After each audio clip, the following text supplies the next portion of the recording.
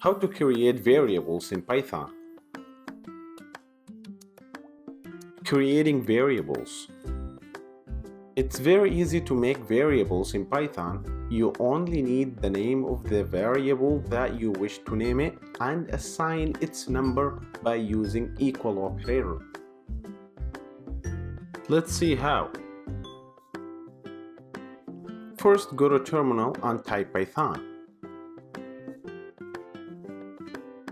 Then create any variable name that you want and assign it with any number you like using equal operator.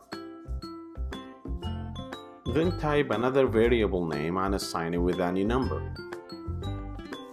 Then use any basic mathematical operators for your variables.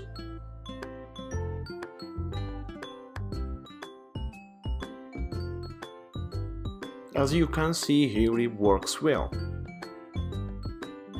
We also can name the variables whatever we want. Even long names would work.